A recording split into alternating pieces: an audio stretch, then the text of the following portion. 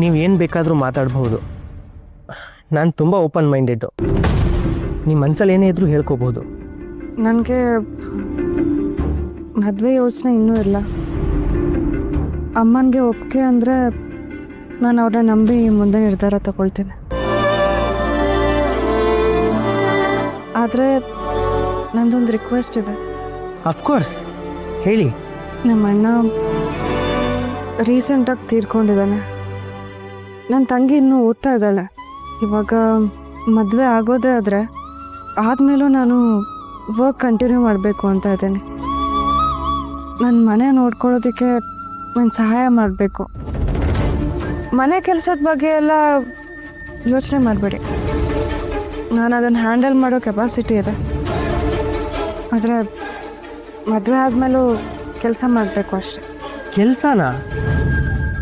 ನಿಮ್ಮಕ್ಕ ಸೂರ್ಯಪ್ರಕಾಶ್ ಅವ್ರ ಮನೆ ಸೊಸೆ ತಾನೇ? ಅದೇ ಶಾಂತಿ ಜ್ಯುವೆಲರ್ಸ್ ಓನರು?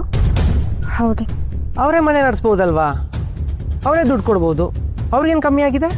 ಅಲ್ಲ, ಅದು ಅವ್ರ ಗಂಡನ ಮನೆ.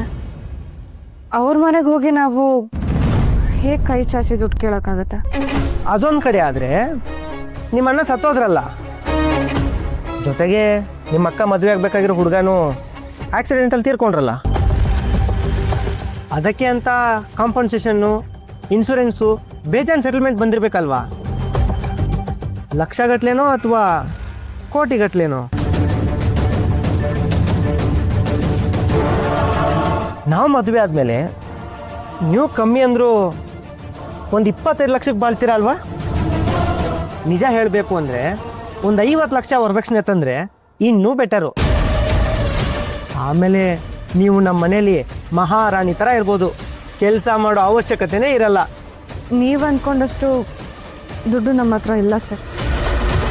ಆಮೇಲೆ ಈ ವರದಕ್ಷಿಣೆ ಇದರಲ್ಲೆಲ್ಲ ನನಗೆ ನಂಬಿಕೆನೂ ಇಲ್ಲ, ಆಸಕ್ತಿನೂ ಇಲ್ಲ. ಈಗಿನ ಜಮಾನನೇ ಅಂಥದ್ದು. ಎಲ್ಲರೂ ಹೀಗೆ ಹೇಳ್ತಾರೆ, ಆದರೆ ಕೊನೆಗೆ ಕೊಟ್ಟೇ ಕೊಡ್ತಾರೆ.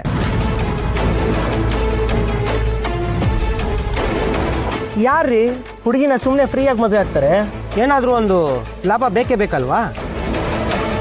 ಏನೋ ನಿಮ್ಮ ಅಣ್ಣ ತೀರೋಗಿದಾರಲ್ವಾ, ಅದರಿಂದ ಒಂದಿಷ್ಟು ದುಡ್ಡು ಬಂದೇ ಬರುತ್ತೆ. ಅದನ್ನೇ ಇದಕ್ಕೆ ಬಳಸ್ಕೋಬಹುದು.